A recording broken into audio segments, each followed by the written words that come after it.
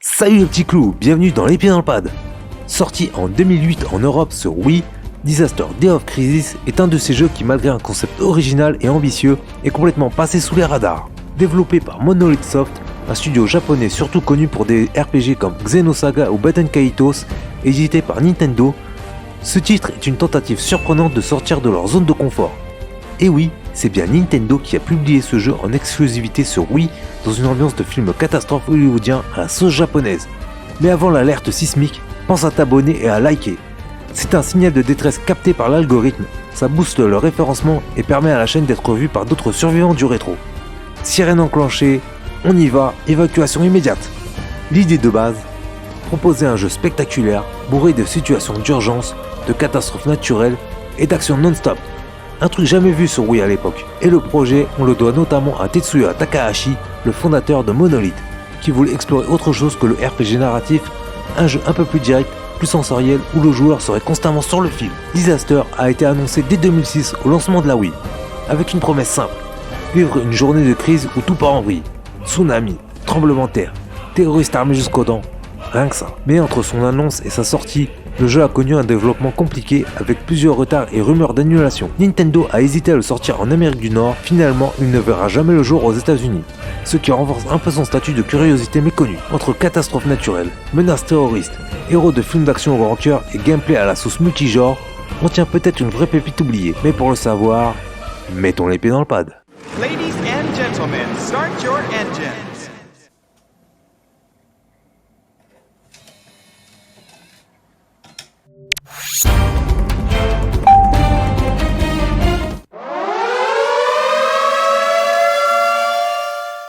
Dans Disaster Day of Crisis, tu incarnes Raymond Bryce, dit Ray, un ancien membre d'une unité de secours d'élite traumatisé par la mort de son pote lors d'une opération de sauvetage sur un volcan. Mais voilà, un an plus tard, une organisation terroriste appelée Surge refait surface. Elle menace de faire exploser plusieurs bombes nucléaires sur tout le territoire nord-américain et pour bien faire monter la tension, des tremblements de terre, des tsunamis, des incendies, des éruptions volcaniques et même un ouragan viennent pimenter la mission. Ton objectif, sauver des civils, déjouer les plans de Surge et affronter ton passé. C'est un vrai film catastrophe interactif entre un film de Roland Emmerich et une série B assumée, avec des inspirations de films comme Broken Arrow, Pluie d'enfer, Twister et Le Pic de Dante. La mission de sauvetage va être mouvementée. Mais est-ce que ça tient la route Wiimote et Nunchuk commun?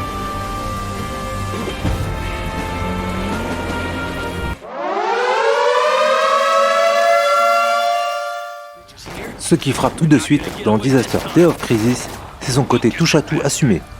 Le jeu enchaîne les mécaniques comme un blockbuster enchaîne les scènes spectaculaires et étonnamment, ça fonctionne. Avec les phases de tir à la troisième personne, Ray sort son arme, se met à couvert, vise, tire. C'est simple, carré, un peu rigide sur les animations, mais ça reste efficace. Et franchement, impossible de ne pas penser à Time Crisis, on se met à l'abri, sort de la planque au bon moment, on vide son chargeur et on recharge Fissa, avec ce petit goût de salle d'arcade qui fait plaisir. C'est pas du tir libre comme dans un gyrophare, on est plus sur un feeling semi-scripté, à mi-chemin entre le rail shooter et le jeu d'action old school.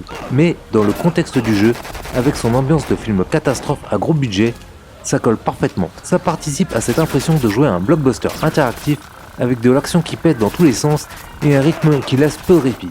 Une des autres bonnes idées du jeu, c'est les phases d'exploration et de sauvetage dans les niveaux. Tu parcours des zones sinistrées à la recherche de civils en détresse, bloqués sous des décombres, en train de se noyer, prisonniers des flammes, etc. Les rechercher et les sauver donnent des points d'action que tu dépenses en fin de mission dans un arbre de compétences. Mais pour sauver ces civils, motion gaming oblige, il faudra jouer de la Wiimote et du Nunchuk. Souffler, pomper, porter, il y a plein d'actions contextuelles différentes à accomplir. Et puis, comme si ça ne suffisait pas, le jeu balance aussi des phases de conduite. Là encore, on change totalement de registre. Ray prend le volant pour fuir une coulée de lave, échapper à un tsunami ou foncer à toute berzingue sur une autoroute en ruine. C'est explosif, souvent scripté, mais super spectaculaire. T'as des voitures qui volent, le sol qui s'effondre sous tes roues, des rochers qui tombent en cascade. C'est du Michael Bay version Wii. La maniabilité est assez arcade. On tient la télécommande comme un volant, ça répond bien et ça reste fun, même si parfois certaines parties peuvent être frustrantes. On sent bien que le but, c'est pas la finesse du pilotage, mais l'intensité de la scène. Ça te colle au siège. Ça fait monter la tension et ça casse encore une fois la routine. Une bonne bouffée d'adrénaline qui renforce l'idée que Disaster est un vrai patchwork de gameplay. Toujours en mouvement, toujours prêt à te surprendre. Autre élément qui apporte une touche d'immersion assez originale, la gestion de l'endurance et de l'oxygène. Ray n'est pas un super-héros, c'est un mec normal, ou presque. Et le jeu te le rappelle régulièrement. Quand tu cours trop longtemps, que tu gravis une paroi ou que tu soulèves des débris pour sauver un civil, une barre d'endurance se vide petit à petit. Si tu tires trop sur la corde, Ray finit par ralentir, s'essouffler, voire s'effondrer. Il faut alors lui laisser un moment pour récupérer ou trouver de quoi le remettre sur pied, comme des boissons énergisantes ou des rations. Et c'est encore plus tendu quand tu te retrouves dans des environnements enfumés, inondés ou en manque d'air. Là, c'est la jauge d'oxygène qui entre en jeu.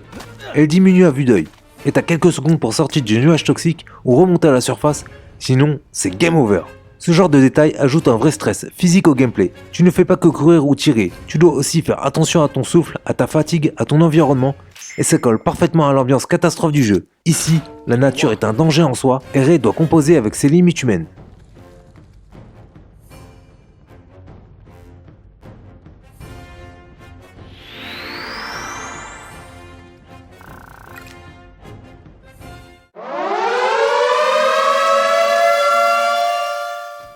Visuellement, Disaster Day of Crisis, c'est un peu comme un film catastrophe des années 90-2000. Pas toujours très fin, mais plein de bonnes intentions. Le jeu tourne sur Wii, donc forcément on est loin de la claque graphique. Les textures sont parfois floues, les animations un peu rigides et certains visages manquent de finesse. Mais malgré tout, ça fonctionne. Pourquoi ? Parce que Monolith Soft a mis le paquet sur l'ambiance. Entre les effets météo, les tremblements de terre, les inondations, les coulées de lave ou les immeubles qui s'effondrent, il y a un vrai sens du spectacle. Tout est là pour te faire ressentir l'urgence, le chaos, la panique. Les environnements sont variés, villes en ruine, autoroutes coupées en deux, littoral balayé par un tsunami, forêt en flammes. Le tout est souvent accompagné de filtres visuels, poussière, fumée, pluie battante, qui renforcent la tension. On est dans une mise en scène très série B hollywoodienne, mais assumée, avec des plans dramatiques, des effets exagérés et une surenchère constante, et c'est ça qui donne au jeu son charme un peu kitsch, mais très accrocheur. Techniquement, c'est pas irréprochable. Quelques baisses de framerate, des collisions capricieuses et une caméra parfois capricieuse en intérieur. Mais encore une fois, on lui pardonne parce que le jeu ose des choses, il essaye d'être spectaculaire, de créer des situations variées, et ça se sent à chaque minute. Disaster ne brille pas par sa beauté pure, mais par son énergie. C'est pas du grand art visuel, mais c'est du grand spectacle et ça suffit à tenir en haleine jusqu'au bout.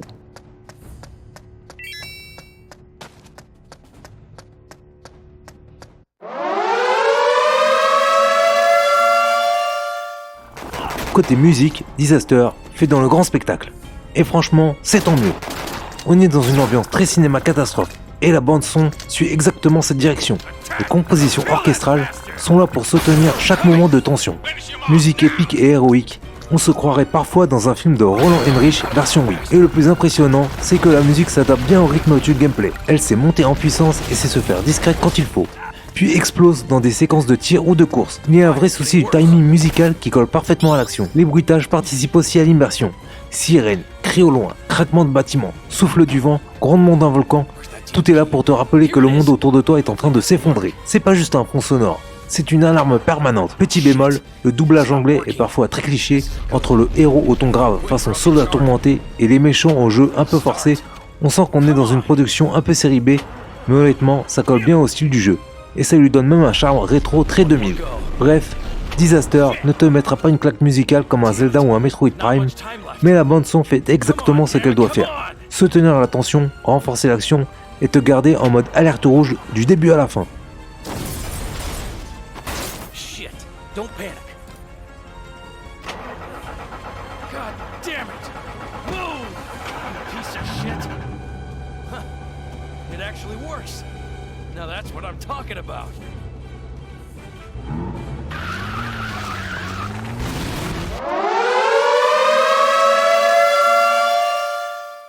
Côté durée de vie, Disaster Day of Crisis ne cherche pas à t'embarquer dans une épopée de 40 heures. Compte environ 10 à 12 heures pour boucler l'aventure principale en ligne droite. Mais attention, c'est une expérience assez dense, rythmée, sans réel temps mort. Si tu prends le temps de chercher tous les civils à sauver, de récupérer les bonus cachés et de viser le rang S sur chaque mission, tu peux facilement rajouter quelques heures de jeu. Le titre intègre aussi un système de scoring qui pousse à la rejouabilité, meilleure précision au tir, temps de mission, efficacité des secours, tout est noté. Et comme le jeu te débloque de nouvelles armes et compétences, tu peux relancer les missions avec un ré plus solide histoire de te frotter au mode de difficulté supérieur. Alors non, Disaster ne te gênera pas 6 mois, mais il offre un bon compromis entre intensité et contenu, surtout pour un jeu solo sorti sur Wii. C'est un peu comme un bon film d'action. Ça va vite, ça tape fort et t'as envie de le revoir avec d'autres yeux une fois que t'as tout compris. Un kiff.